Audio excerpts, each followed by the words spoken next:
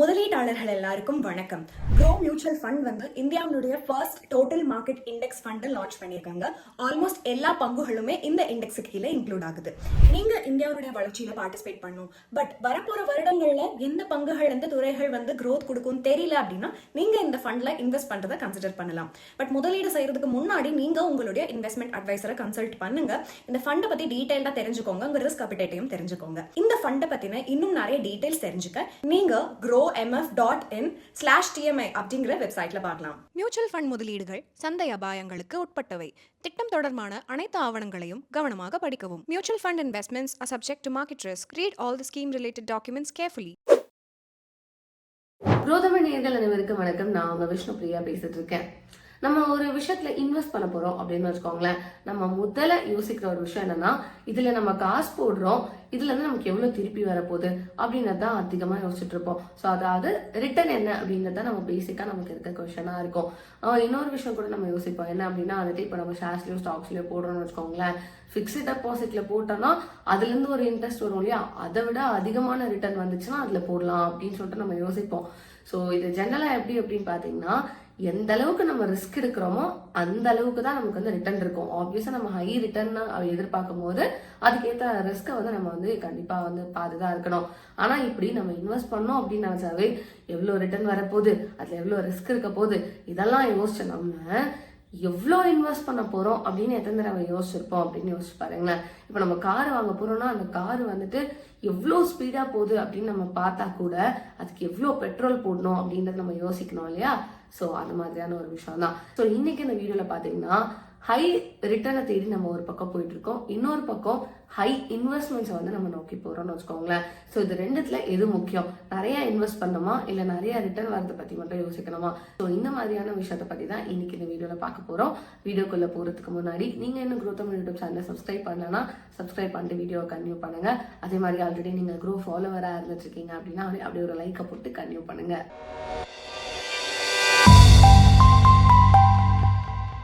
எதனால நம்ம எப்பவுமே ஹை ரிட்டர்ன் வேணும் அப்படின்னு நினைக்கிறோம்? ஆன்சர் வந்து ரொம்ப சிம்பிளுங்க. ஒரு நல்ல பொட்டன்ஷியல் growth இருக்கும். அதாவது வந்து இன்னைக்கு நம்ம இன்வெஸ்ட் பண்ற ஒரு சின்ன அமௌண்ட் நாளைக்கு ஒரு பெரிய லாபத்தை கொடுக்கும் அப்படின்னு அந்த ஒரே ஒரு தாட் மட்டும் தான். பட் அதுல ஒரு சின்ன கேட்ச் இருக்கு. இப்போ நீங்க பாத்தீங்கன்னா ரோலர் கோஸ்டர் இருக்கு இல்லையா, பாக்குறதுக்கு ரொம்ப சூப்பரா இருக்கும். பாரு எவ்வளோ ஜாலியா இருக்கு அப்படின்னு சொல்லிட்டு அதுல ஏறி உட்காந்ததுக்கு அப்புறம் கூட நமக்கு அப்படிதான் இருக்கும், ஏய் செம ஃபன்னா இருக்குல்ல, சூப்பரா இருக்குல்ல அப்படின்னு சொல்லிட்டு. ஆனா அது ஒரு அப் அண்ட் டவுன் போயிட்டு வரும்போது அப்படியே நமக்கு தலையெல்லாம் சுத்திரும், ஏண்டா இதுல ஏறணும் அப்படின்ற ஒரு ஃபீல் இருக்கும் இல்லையா. ஸோ அந்த மாதிரி தான் வந்துட்டு இன்வெஸ்ட்மெண்ட் அப்படின்ற ஒரு விஷயமும். இனிஷியலா பாத்தீங்கன்னா வச்சுக்கோங்களேன், வந்து ரொம்ப நிறைய பிக் நம்பர்ஸ்ல பேசுவாங்க, நான் இவ்வளோ இன்வெஸ்ட் பண்ணுவேன், இவ்வளோ எடுப்பேன், வாரத்துக்கு 4% ரிட்டர்ன் எப்படி எடுக்கணும்னு எனக்கு தெரியும், அந்த மாதிரி நிறைய அப்படியே பேசிட்டே வரலாம். பட் அப்படியே போயிட்டே இருந்தா கூட திடீர்னு அந்த ஒரு கிராஷ் டவுன் வருதுன்னா அதை சந்திக்கிறதுக்கான அந்த ஒரு விஷயமும் கண்டிப்பா நம்ம வந்து ரெடியா இருக்கணும். இதுதான் சொல்லுவாங்க இல்லையா, மின்வதெல்லாம் பொண்ணு அல்ல அப்படின்னு சொல்லலாம். ஸோ அந்த மாதிரியான ஒரு விஷயம் தான். ஸோ இந்த மாதிரி இன்வெஸ்ட்மெண்ட் ஸ்டாக்ஸ் அதெல்லாம் வந்து பாத்தீங்கன்னா வந்து ரொம்ப சூப்பர் ரிஸ்கியா இருக்கிறதுக்கான எல்லா சான்சஸுமே இருந்துட்டு இருக்கு. ஸோ இப்போ ஒரு எக்ஸாம்பிள் எடுத்துக்கோங்களேன், நீங்க வந்து ஒரு 100 ரூபாய் இன்வெஸ்ட் பண்றீங்க, ஒரே வருஷத்துல அது வந்து 175 ரூபாய் ஆயிடுச்சு. ஆனா அடுத்த வருஷமே பாத்தீங்கன்னா அது அப்படியே குறைஞ்சிருதுன்னு வச்சுக்கோங்களேன், 105 ரூபாயா. அப்படின்னா உங்களோட அந்த 2 வருஷத்துக்கான அந்த ஹார்ட் ஒர்க் எவ்வளவா இருந்திருக்கு, வெறும் 5 ரூபாய் தான். அதாவது 100 ரூபாய் போட்டு 105 ரூபாய் 2வது வருஷம் எடுத்திருக்கீங்க. 175 ரூபாய் அப்படிங்கிறது வந்துட்டு உங்களுக்கு செகண்ட் இயர்ல கிராஷ் ஆயிடுச்சு. ஸோ இதுல நம்ம ஃபுல்லா தெரிஞ்சுக்க வேண்டியது என்ன அப்படின்னா, இப்போ நீங்க வந்துட்டு ஒரு அமௌண்ட் போடுறீங்க, உங்களுக்கு அதுல இருந்து திருப்பி ரிட்டர்ன் வருது. ஸோ உங்களோட ஃபுல் அமௌண்ட்டையுமே நீங்க ரிஸ்க் பண்ண போறீங்களா? அந்த 175 ரூபாயில மறுபடியும் வெறும் 100 ரூபாய் மட்டும் செகண்ட் இயர் இன்வெஸ்ட் பண்ணிருக்கலாம், இல்ல வந்துட்டு ஒரு 120 ரூபாய் இன்வெஸ்ட் பண்ணிருக்கலாம், மீதி அமௌண்ட் தனியா எடுத்து வச்சிருந்தோம்னா ஸோ நமக்கு வந்துட்டு அந்த அளவுக்கு உங்களுக்கு டிஃபரன்ஸ் தெரிஞ்சிருக்காது. ஸோ இந்த மாதிரி வந்து நம்ம கையில இருக்க எல்லாத்தையுமே நம்ம ரிஸ்க் பண்ண போறோமா அப்படின்னு அந்த ஒரு விஷயம் வந்து கண்டிப்பா உங்களுக்கு மைண்ட்ல இருக்கணும். இன்வெஸ்ட் பண்றதுக்கு முன்னாடி குட் ரேட் ஆஃப் ரிட்டர்ன்னா என்ன அப்படின்றத பார்க்கலாம். ஸோ இப்போ பாத்தீங்கன்னா லைக் நீங்க வந்து ஒரு இன்வெஸ்ட்மெண்ட் பண்றீங்கன்னு வச்சுக்கோங்களேன், அதுல நம்ம அந்த ரிட்டர்ன்ஸை தாண்டி அந்த வேல்யூ ஆஃப் த இன்வெஸ்ட்மெண்ட் வந்து எந்த அளவுக்கு ஃபிளக்சுவேட்டடா இருக்கு அப்படின்றத நம்ம பார்க்கணும். ஸோ ஒரு இன்வெஸ்ட்மெண்ட்ல ப்ராஃபிட் வந்துட்டு நிறைய இருக்கு அப்படின்றத பாக்குறத தாண்டி அந்த ப்ராஃபிட் எந்த அளவுக்கு ஸ்டேபிளா இருக்கு அப்படிங்கிற விஷயமும் ரொம்ப முக்கியமா அமைஞ்சிருக்கு. ஸோ இந்த மாதிரியான சினாரியோல பாத்தீங்கன்னு வச்சுக்கோங்களேன், நம்மளோட போர்ட்ஃபோலியோ வந்து ஸ்டேபிளா இருக்கும். ஏதோ ஒரு சின்ன அப் அண்ட் டவுன் தான் இருந்துட்டு இருக்கு அப்படின்னு இருக்கும்போது லோவர் ரிட்டர்ன் இருந்தா கூட பரவாயில்ல அப்படின்னு தான் இருக்கு. ஏன்னா நம்மளோட போர்ட்ஃபோலியோ எதுவும் ரொம்ப பெரிய அளவுல அஃபெக்ட் ஆகாது. இப்போ ஒரு எக்ஸாம்பிள் எடுத்துக்கலாமே, இப்போ ஃபிக்ஸட் டெபாசிட் எடுத்துக்கிறோம்னு வச்சுக்கோங்களேன். இந்தியாவில் ஃபிக்ஸட் டெபாசிட்டே வந்து ஒரு சேவிங் அக்கௌண்ட் மாதிரி தான். பிகாஸ் ஒரு லம்சம் அமௌண்ட் எடுத்துகிட்டு போய் நம்ம பத்திரமா இருக்கட்டும்ப்பா அப்படின்ற போட்டு வைப்போம் தெரியுமா. ஸோ அந்த மாதிரி சேவ் பண்ணுற அமௌண்ட்க்கு அதிகமாக பார்த்தீங்கன்னா அவங்களுக்கு வந்து ஒரு 3-7% வந்து வேரியன்ஸ்களில் லைக் அவங்களுக்கு வந்து ஃபிக்ஸட் டெபாசிட்ஸ்க்கு வந்து இன்ட்ரெஸ்ட் கிடச்சிட்டு இருக்கோம். முக்கியமாக வந்துட்டு இந்த ஃபிக்ஸட் டெபாசிட்டில் வந்து பீப்புள் ரொம்ப ஆர்வமாக இன்வெஸ்ட் பண்ணுறதுக்கான காரணம் என்ன அப்படின்னு பார்த்தீங்கன்னா வந்துட்டு அவங்களோட அந்த டெபாசிட் அமௌண்ட்டோட வேல்யூ வந்து ரொம்ப பெருசாக எதுவும் அஃபெக்ட் ஆகிடாது ஃபர்ஸ்ட்டு. ரெண்டாவது அவங்களோட ரிட்டர்ன் வந்து ரொம்ப கம்மியாக இல்லை ஒரு ஃபிக்ஸடாக இருந்தால் கூட அவங்களுக்கு ரிஸ்க் அப்படின்றது இல்லவே இல்லை. ஜென்ரலாக வந்து ஃபிக்ஸட் டெபாசிட்லேயே ரிஸ்க் இல்லையான்னு கேட்டால் அப்படி கிடையாது. இந்தியாவில் இருக்கிற பேங்க்ஸ் எல்லாருமே வந்துட்டு ஃபிக்ஸ்ட் டெபாசிட் எல்லாமே கரெக்டாக கொடுத்துட்டு இருக்காங்க. ஸோ இந்த பேங்க் கிரப்சி அதெல்லாம் எஃப்டியில் வந்து ரொம்ப பெருசாக அதிகமாக நடக்காது. ஸோ அதனால வந்து அது வந்து ரொம்ப ரிஸ்க் ஃப்ரீயாக வந்து கன்சிடர் பண்ணிட்டு இருக்காங்க. பட் அப்படியே இன்னொரு பக்கம் அப்படி பார்த்தோன்னு வச்சுக்கோங்களேன், ரொம்ப இம்ப்ரெசிவான ரிட்டர்ன்ஸ் கொடுக்கும். பட் அந்த அளவுக்கு ஹை ரிட்டர்னும் இருக்கும். ஒரு வருஷம் நல்ல வந்துட்டு பார்த்தீங்கன்னா வந்துட்டு உங்களுக்கு ஸ்டாக்ஸ்லேருந்து ஷேர்ஸ்லேருந்து நல்ல வந்து ப்ராஃபிட்ஸ் வந்துட்டு இருக்கலாம். அடுத்த வருஷமே பார்த்தீங்கன்னா மார்க்கெட் வந்துட்டு சரிஞ்சிருச்சு அப்படின்னு சொல்லிட்டு நல்லா கிராஷ் டவுன் ஆகிறதுக்கும் வாய்ப்பு இருந்துட்டு இருக்கு. இதுல இன்னும் சில பேர் இந்த பக்கம் அந்த பக்கம்னு டைரக்டா போகாம எப்படி மாட்டுவாங்க அப்படின்னு பாத்தீங்கன்னா, இப்போ வந்து அவங்களோட போர்ட்ஃபோலியோ வந்து ஒரு 12% ஆல்ரெடி நல்லா பார்த்து வச்சிருப்பாங்க, இதெல்லாம் நம்ம பண்ணலாம் அப்படின்னு சொல்லிட்டு. திடீர்னு ஒரு மியூச்சுவல் ஃபண்ட்ல இருந்து 45% வந்துட்டு உங்களுக்கு ரிட்டர்ன் வருது அப்படின்னு சொல்றாங்கன்னு வச்சுக்கோங்களேன்.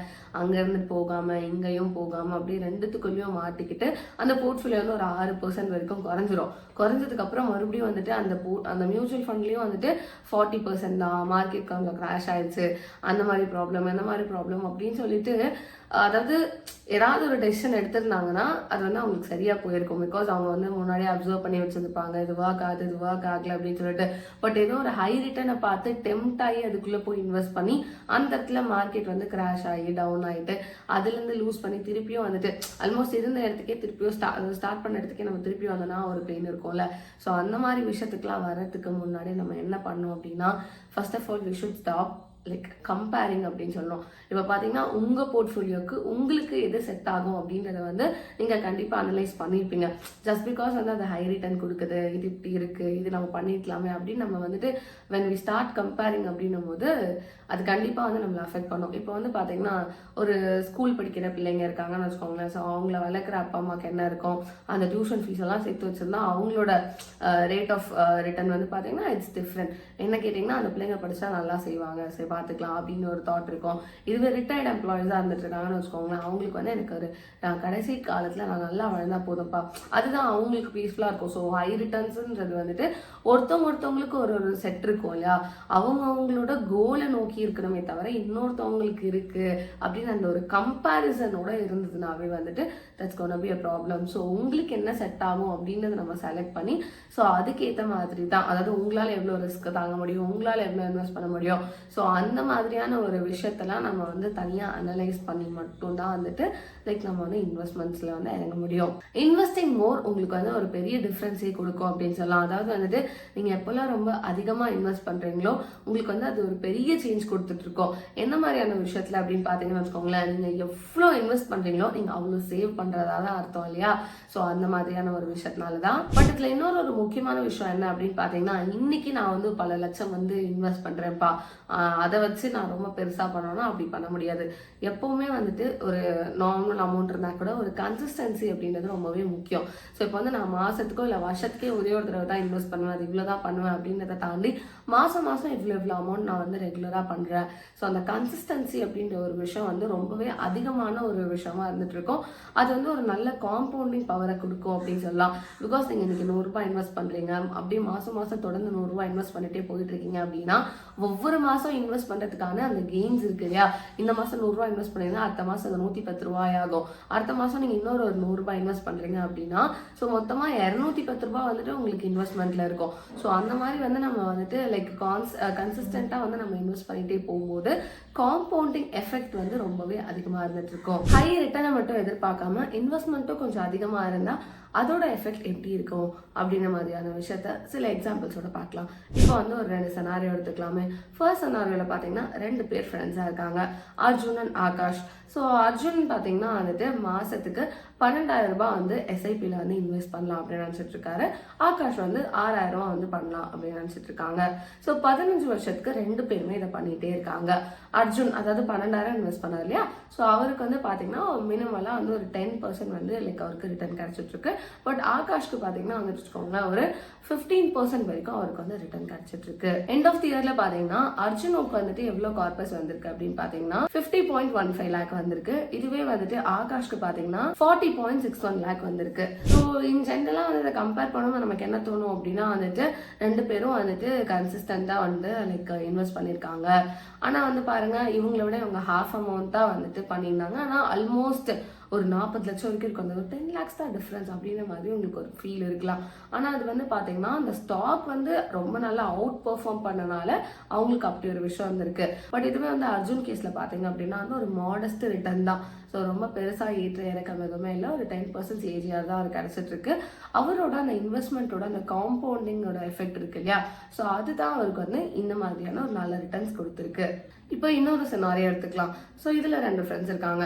ஸோ இவங்க என்ன பண்ணுறாங்க அப்படின்னு பார்த்தீங்கன்னா மாதம் 25,000 ரூபாய் வந்து எடுத்து வைக்கிறாங்கன்னு வச்சுக்கோங்களேன். ஸோ அந்த 25,000 ரூபாயை ஒரு 12% ரிட்டர்ன் வர மாதிரி ஏதோ ஒரு விஷயத்தில் வந்துட்டு ஒருத்தவங்க வந்து போட்டுட்டு இருக்காங்க. இன்னொருத்தவங்க பார்த்தீங்கன்னா அதே 25,000 ரூபாய் வந்துட்டு மந்த்லி ஸ்டார்ட் பண்ணிட்டு அந்த அளவுக்கு அதாவது 12 வருஷத்துல 12% ரிட்டர்ன் வரது இல்லாமல் ஒரு 8லேருந்து 10% ரிட்டர்ன் வந்தால் போதுங்கிற மாதிரியான ஒரு ஷேர்லையோ மியூச்சுவல் ஃபண்ட்ஸ்லையோ இன்வெஸ்ட் பண்ணிட்டு என்ன பண்ணுறாங்க அப்படின்னு பார்த்தீங்கன்னா மாதமோ இல்லை நெக்ஸ்ட் டைம் அவங்க எப்போ இன்வெஸ்ட் பண்ணுறாங்களோ அப்போல்லாம் அவங்களோட இன்வெஸ்ட்மெண்ட்டை ஒரு 10% இன்க்ரீஸ் பண்ண ஆரம்பிக்கிறாங்க. ஸோ இந்த மாதிரி 12 வருஷம் முடிவில் என்ன ஆகுது அப்படின்னு பார்த்தீங்கன்னா மொத்தமாக இதில் ஃபர்ஸ்ட் இருக்கவங்க அதாவது வந்துட்டு ஒரே அமௌண்ட் இன்வெஸ்ட் பண்ணியிருக்காங்க 12 வருஷத்துக்கு 12% ரிட்டர்னுக்கு. ஸோ அவங்களுக்கு 12 வருஷத்துக்கு அப்புறம் எவ்வளோ ரிட்டர்ன் கிடைச்சிருக்கும் அப்படின்னு பார்த்தீங்கன்னா ஒரு 80 லட்சம் கிடைச்சிருக்கும். இன்னொருத்தவங்க இருக்காங்க இல்லையா, மாதம் 25,000 இன்வெஸ்ட் பண்ணாங்க, அடுத்த மாதத்துலேருந்து 10% அந்த லைக் இன்வெஸ்ட்மெண்ட் இன்க்ரீஸ் பண்ணிட்டே போனாங்க தெரியுமா, அவங்களுக்கு வந்து அவங்க இன்வெஸ்ட் பண்ண அமௌண்ட் கிடைக்கிற ரிட்டர்ன் வந்து வெறும் 8% தான். ஸோ அவங்களோட கார்பஸ் பார்த்தீங்கன்னா 12 வருஷத்துக்கு அப்புறம் 95 லட்சமா மாறி இருக்கு. ஸோ இதுக்கான இருக்கிற அந்த டிஃப்ரென்ஸ் என்ன அப்படின்னு பார்த்தீங்கன்னா நீங்கள் எவ்வளோ வந்துட்டு இன்வெஸ்ட் பண்ணுறீங்களோ அதுக்கேற்ற மாதிரியான காம்பவுண்டிங் எஃபெக்ட் தான் வந்து உங்களுக்கு அதிகமாக இருந்துட்டு இருக்கும். என்னதான் ஹை ரிட்டர்ன் கொடுத்தாலும் நீங்கள் இன்வெஸ்ட் பண்ணாதானே, இப்போ 100 ரூபாய் இன்வெஸ்ட் பண்ணால் 100% இருந்தால் கூட அது 200 ரூபாய் தான் மாற முடியும். 1000 ரூபாய் போட்டால் தானே அது அதை விட அதிகமாக மாறும். ஸோ அந்த மாதிரியான ஒரு விஷயம் தான் இருந்துட்டு இருக்கு. ஸோ இதே சினாரியோ 2ல பார்த்தீங்கன்னா வந்து செகண்ட் இயர்லேயே வந்து இந்த 2 பேருக்கும் இருக்கிற அந்த டிஃப்ரென்ஸ் வந்து ரொம்ப அதிகமாகிடும். ஆல்மோஸ்ட் லைக் 40% டிஃப்ரென்ஸ் வந்துடும். அதாவது ஒருத்தவங்க மறுபடியும் மாதம் ஒரு 25,000 தான் வந்து இன்வெஸ்ட் பண்ணிட்டு இருப்பாங்க, இன்னொருத்தவங்க மாதம் 58,000 இன்வெஸ்ட் பண்ண ஸ்டார்ட் பண்ணியிருப்பாங்க. ஸோ அதனால நீங்கள் எப்போவுமே இன்வெஸ்ட் பண்ண போறீங்க அப்படின்னா வந்துட்டு ஒரு டார்கெட்டட் கோல் வச்சுக்கணும். ஸோ இப்போ பார்த்தீங்கன்னா உங்களோட கிட் எஜுகேஷனுக்காக நீங்கள் சேவ் பண்ணுறீங்க, ஒரு 1 கோடி ரூபாய் தேவைப்படுதுன்னா இன்னைக்கு நாளைக்கு 1 கோடி ரூபாய் தேவைப்படுது. உங்ககிட்ட 18 வயசு அடையும் போது ஒரு 5% இன்ஃப்ளேஷன் இருந்தால் கூட லைக் 2.4 crores உங்களுக்கு தேவைப்படும். ஸோ அதுக்கேற்ற மாதிரி தான் வந்து நீங்கள் இன்வெஸ்ட் பண்ணணுமே தவிர நார்மலாக இன்னைக்கு என்ன நிலைமை இருக்கோ அதுக்கேற்ற மாதிரி கண்டிப்பாக பண்ண முடியாது. முக்கியமாக வந்து இந்த இன்வெஸ்ட் பண்ணும்போது ரெகுலராக இன்வெஸ்ட் பண்ணும்போது கொஞ்சம் அமௌண்ட் ஏன் இன்க்ரீஸ் பண்ணுங்க அப்படின்னு சொல்லணும்னா, இப்போ நம்ம வந்து 21 இயர்ஸ் ஆகுதுன்னு வச்சுக்கோங்களேன், நீங்கள் இந்த டைமில் வந்து இன்வெஸ்ட் பண்ண ஸ்டார்ட் பண்ணிட்டு இருக்கீங்க. இந்த டைமில் உங்களுக்கு மாத சம்பளம் வெறும் 20,000 30,000 ரூபாயா இருக்கலாம். ஸோ 5,000 ரூபாய் தான் உங்களால் இன்வெஸ்ட் பண்ண முடியும். பட் இன் 1 year பீரியட் வந்து உங்களோட இன்கம் வந்து இன்க்ரீஸ் ஆகலாம், உங்களுக்கு போனஸ் கிடைக்கலாம். ஸோ அந்த மாதிரி எப்போல்லாம் உங்களோட இன்கம் வந்து இன்க்ரீஸ் ஆகுதோ அதே பர்சன்டேஜ்க்கோ இல்லை அதை விட அட்லீஸ்ட் half of the percentageக்கோ நீங்கள் வந்துட்டு இன்வெஸ்ட்மெண்ட் இன்க்ரீஸ் பண்ணும்போது உங்களோட ரிட்டர்னும் வந்து பார்க்குறதுக்கு ரொம்பவே உங்களுக்கு பெருசாக தெரியும். அது மாதிரி அந்த அமௌண்ட் யூ சேவும் வந்து ரொம்பவே அதிகமாக இருக்கும். உங்களோட அந்த டார்கெட்டட் ஃபினான்ஷியல் கோலை உங்களால் ஈஸியாக அச்சீவும் பண்ண முடியும். ஸோ இந்த வீடியோட முடிவுக்கு வந்துட்டோம். நம்ம என்ன இன்னைக்கு ஃபுல்லாகவே தெரிஞ்சிருக்கோம் அப்படின்னா வந்துட்டு நம்ம வந்து ஒரு ஹை ரிட்டர்னை மட்டும் தேடி போகாமல் அதை தாண்டி நம்ம நிறையா இன்வெஸ்ட் பண்ணும்போது நமக்கு இருக்கிற அந்த ஃபினான்ஷியல் டார்கெட்ஸ் கோல்ஸை வந்து நம்மளால ரொம்ப சீக்கிரமாகவே அச்சீவ் பண்ண முடியும். இன்னைக்கு இருக்க லைஃப் ஸ்டைல்லேருந்து நம்ம வந்து ஒரு பெரிய பெனிஃபிட்டையே நம்மளால ஃபியூச்சருக்கு கொண்டு போக முடியும். ஸோ கண்டிப்பாக உங்களுக்கு இந்த வீடியோ புரிஞ்சிருக்கும் அப்படின்னு நினைக்கிறேன். ஸோ இந்த மாதிரி நீங்களும் பண்ணிட்டு இருக்கீங்க, இதை நீங்கள் வேற யாருக்காவது சொல்லணும் அப்படின்னு நினைக்கிறீங்கன்னா அந்த வீடியோவை கண்டிப்பாக ஷேர் பண்ணுங்க. உங்களுக்கு இந்த வீடியோ பிடிச்சிருந்தா லைக் பண்ணுங்க, கமெண்ட் பண்ணுங்க, ஷேர் பண்ணுங்க. மறக்காம Groww தமிழ் யூடியூப் சேனலுக்கு சப்ஸ்கிரைப் பண்ணிடுங்க.